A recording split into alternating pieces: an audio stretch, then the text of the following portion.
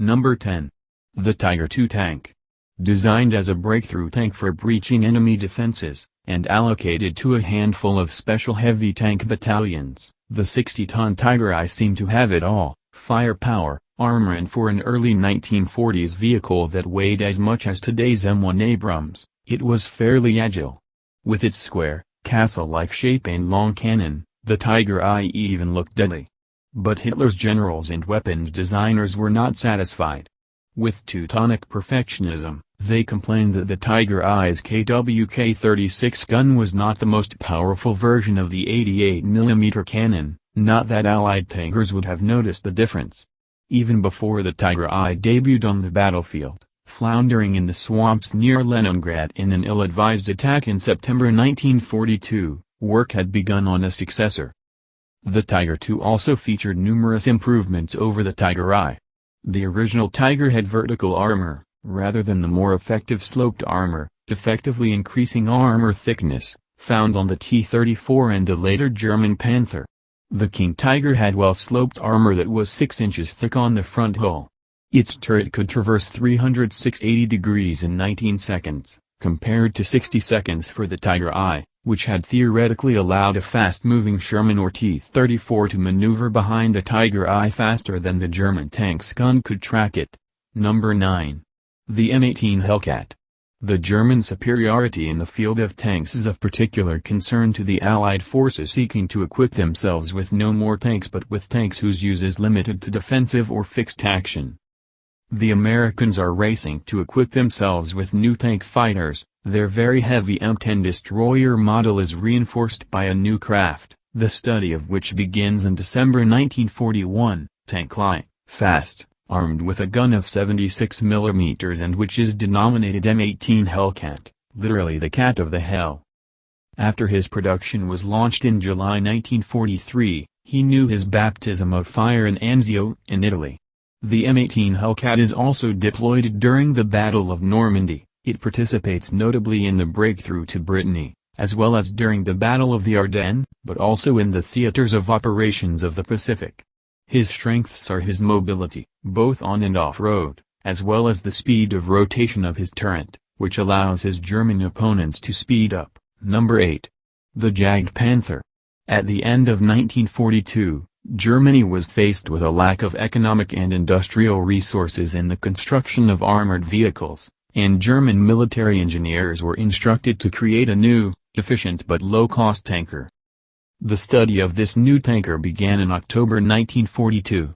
A first prototype was then manufactured in October 1943. The chassis was that of the Panther tank. The principle of the turret was suppressed for reasons of cost, while the cannon used as a PaK-43 of 88 mm, L-71 PaK-43, particularly effective, protected by the mask pig snout, Saalkopf. This craft bears the name Jagdpanther V, Jagd meaning hunter in German. The production began 3 months later in January 1944, and the first copies were delivered in June 1944, at the very moment when the Allies landed in Normandy. Although only deployed in this region, only the 2nd Company of the 654. Schwerpanzerjägerabteilung is equipped with Jagdpanther. They fulfill their mission perfectly, and on the one day of July 30, 1944, 14 Churchill tanks of the 6th Guards Armored Brigade are destroyed for the loss of only 2 Jagdpanther in the Kalmont area. However, the German tank fighters were all reduced to ashes by the Allied Air Force in the following days, and none managed to cross the Seine during the general withdrawal of the forces of the Third Reich. Only 392 units were built from January 1944 to March 1945, but the Jagdpanther was one of the most successful German tank fighters in the entire Second World War. Number 7. The Sherman Firefly. Faced with the destructive power of the German tanks, the British sought to reinforce their armored fleet at the beginning of the Second World War. They wanted to equip themselves with a tank hunter that they were sorely lacking at the time. An important debate begins on which chassis to build this tank chaser. The British suddenly opposed the use of the Sherman tank before accepting it. At that time, the English were equipped with the American Sherman, about 7,200, which they also manufactured under license. They add the QF 17-pounder gun, 76.2 mm, particularly effective and which overcomes the Tiger I tank, in order to participate in the landing of Normandy and to oppose the German tanks deployed in the sector. Few elements of the original Sherman tank are altered, the cannon and the turret which receives it aside. As the D-Day deadline approaches, every effort is made to produce and test it on time. Prime Minister Winston Churchill himself makes it a priority for the British Armed Forces. On May 31, 342 modified Sherman tanks were delivered to General Montgomery's 21st Army Group, No. 6. The IS-2. By the fall of 1942 the Red Army regarded its 47-ton KV-1, Kliment Voroshilov, heavy tank as much of a failure as the Soviet Defense Commissar for whom it was named. Aside from, or perhaps due to, its thicker armor, it was slower and less reliable than the 28-ton T-34 medium tank, while carrying the same 76.2 mm main gun.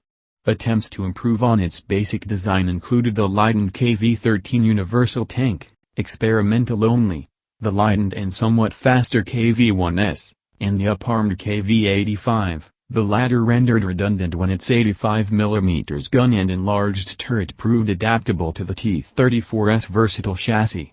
After the capture of a German Tiger I in January 1943, Soviet designers set out on a major redesign to carry a 122 mm cannon in a turret. The new heavy tank that resulted was named the ISIP, Joseph Stalin, and the first production version, the IS-2, first saw combat in April 1944. Joining it later were two turretless variants, the ISU-152 tank destroyer, packing a 152.4 mm gun, and the supplementary ISU-122 assault gun, which was simpler to mass-produce than the turreted tank, No. 5. The Sturmgeschütz III. The Germans are behind the concept of assault artillery, which represents a highly armored vehicle capable of overcoming fortified points during an offensive phase, following the maneuver.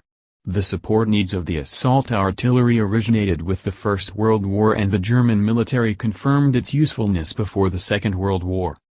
As early as June 15, 1936, the Germans developed through the intermediary of the Daimler-Benz company a tank capable of both destroying a fortified point and being a tanker.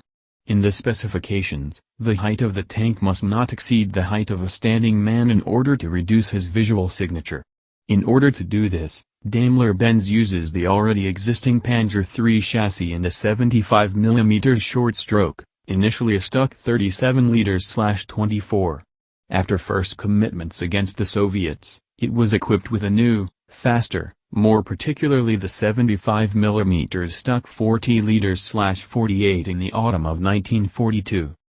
The Sturmgeschütz is used in support of the infantry, in particular with the possibility of accommodating an MG-34 superstructure machine gun, and in armored counterattacks.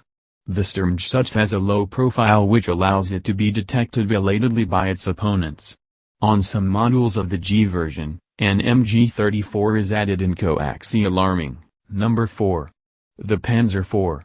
Though originally intended as an infantry support tank, the PZ-4 formed the backbone of Germany's panzer divisions from 1943 to the war's end. The tank had the same engine and general appearance as the PZ-3, but the PZ-4 had a larger turret and gun, thicker frontal armor, and better cross-country mobility. It mounted a 75 mm gun and two machine guns and was protected by armor ranging in thickness from 30 to 80 mm.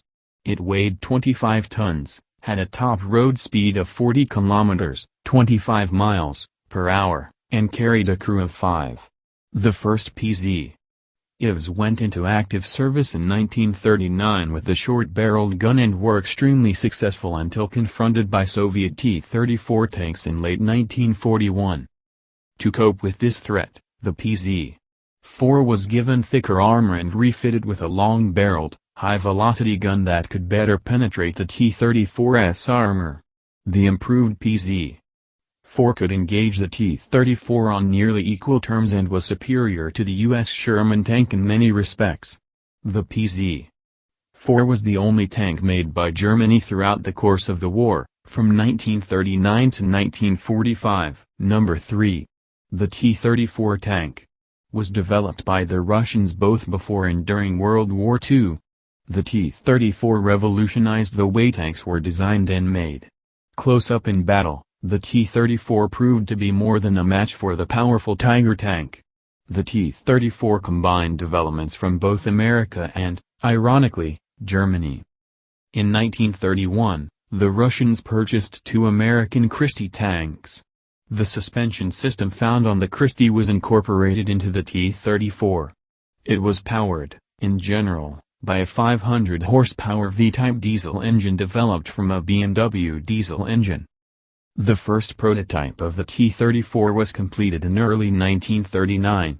In September 1940, the T-34 went into production armed with a 76mm gun. The T-34 was accepted for service before official trials had been completed. It was made at 6 different factories and more T-34s were made than any other tank in World War II. Number 2. The Panther tank.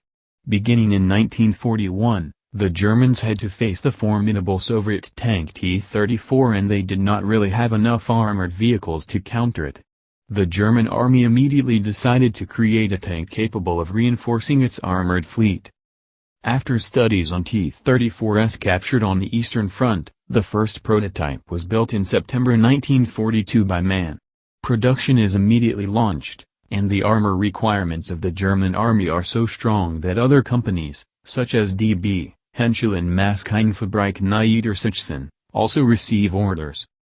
The PZKPFWV Panther received his baptism of fire on the Eastern Front in July 1943. Despite the imposing mass of its armor, the rather weak on the side faces.